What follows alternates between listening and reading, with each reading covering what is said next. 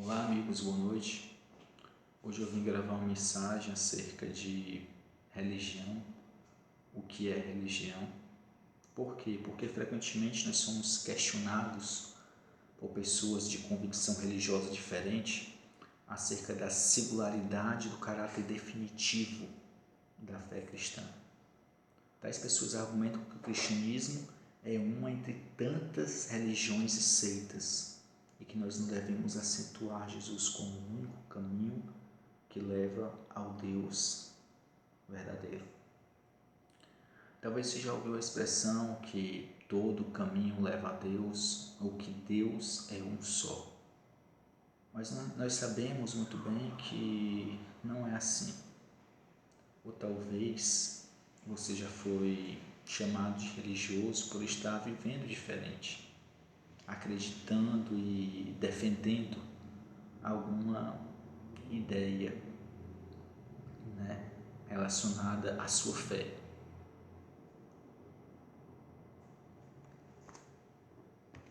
Então, seguindo esse ponto, seria bom nós entendermos o que é religião. Religião se deriva de duas palavras: religio, que significa adoração aos deuses, louvor aos deuses. E nesse termo, a religião sempre existiu, desde os primórdios. A gente vê, os relatos bíblicos falam de idolatria, as primeiras civilizações falam de idolatria. Então o povo sempre reverenciavam os deuses. Isso é religião. Religião é o espaço, é o culto, é a liturgia, tudo isso envolve religião. O segundo termo é religare, e nesse segundo termo o cristianismo se encaixa muito bem. Religare significa o prefixo que serve como intensificador, e ligare, que significa ligar novamente, religar, reconectar. E quando nós olhamos para a história da humanidade e o que o cristianismo nos traz, esse segundo termo se encaixa muito bem, porque nós sabemos que o ser humano caiu, o pecado entrou no mundo e o pecado nos separa de Deus. A Bíblia vai dizer que o salário do pecado é a morte, Deus é vida. Deus é vida. A Bíblia vai dizer que todos pecaram e carecem da glória de Deus. Então nós necessitamos dessa conexão. A religião também ela traz esperança para a vida das pessoas.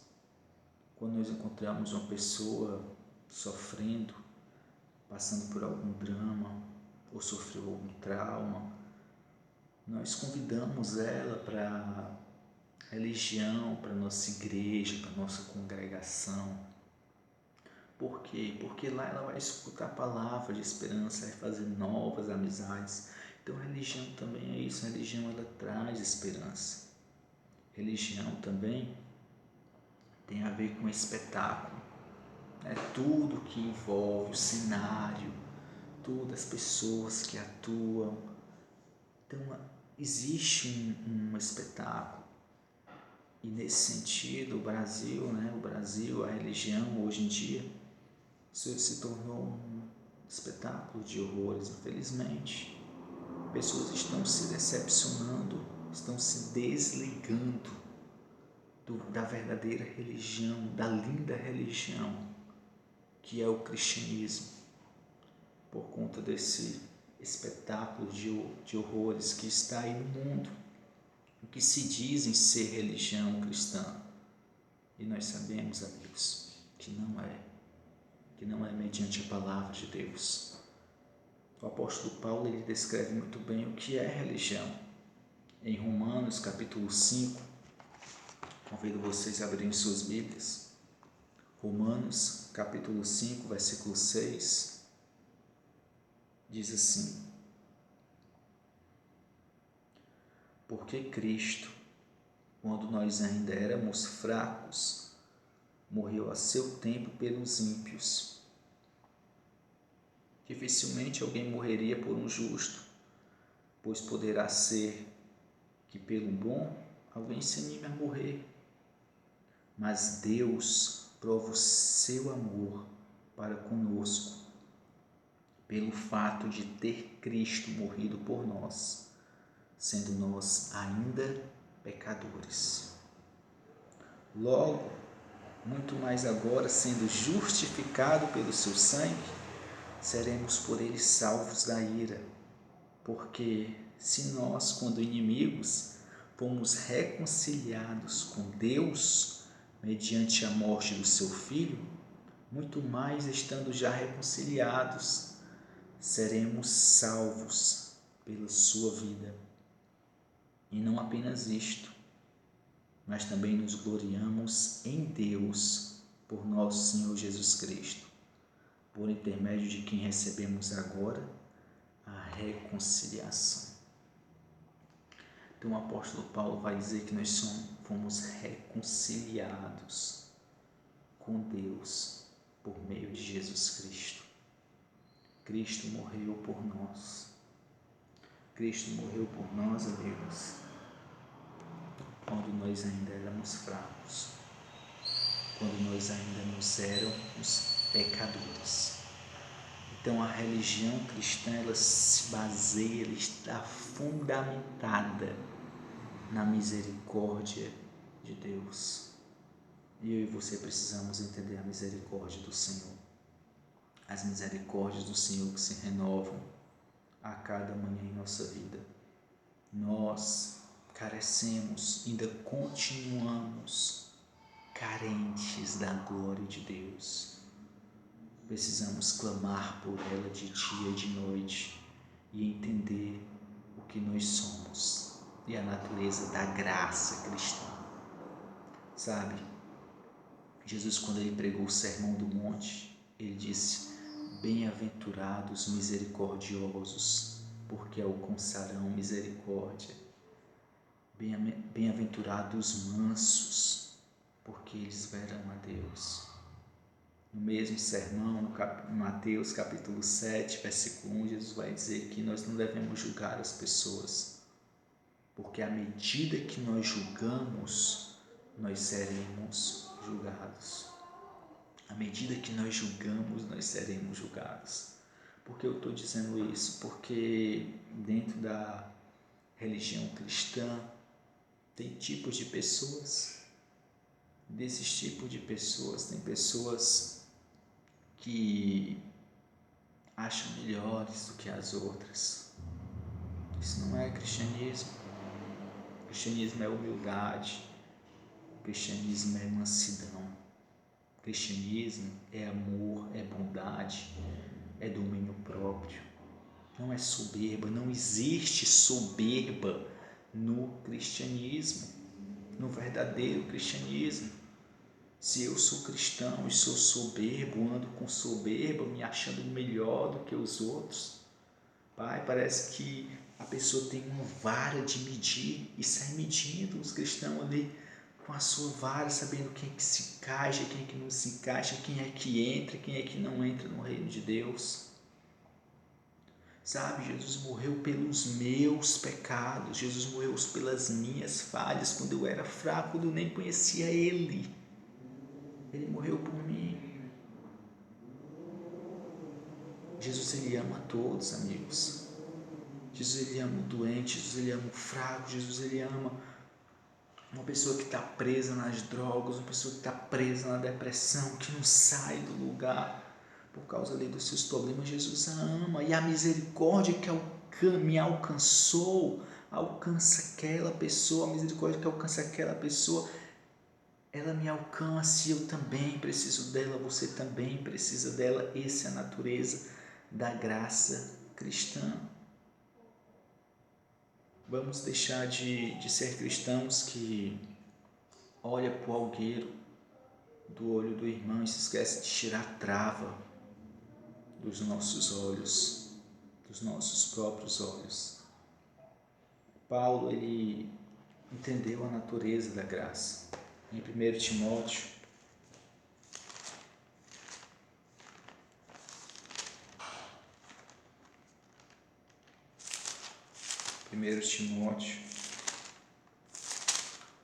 capítulo 1,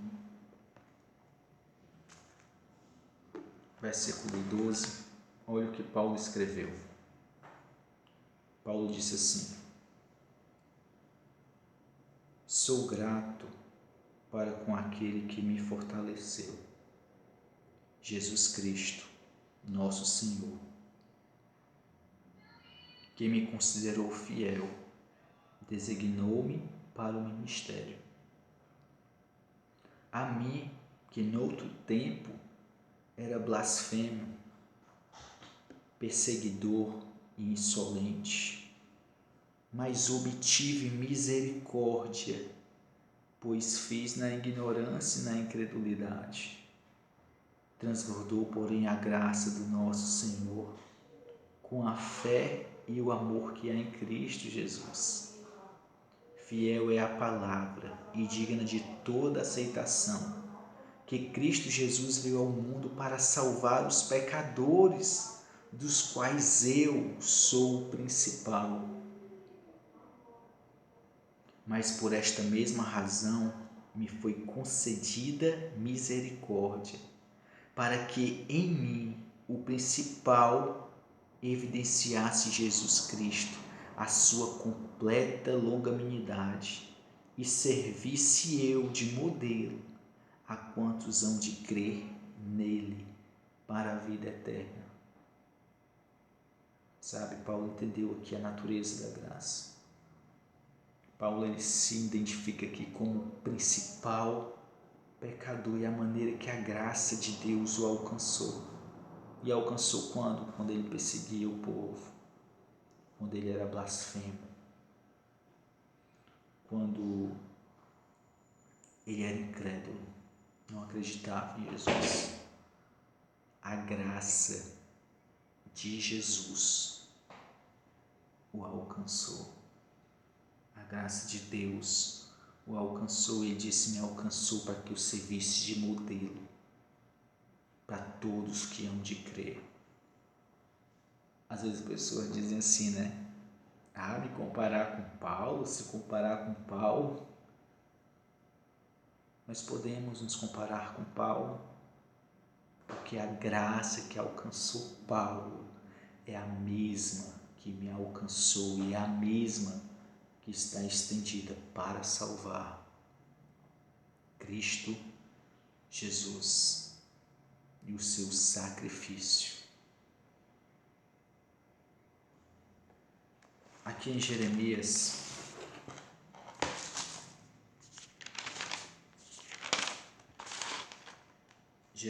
capítulo 9,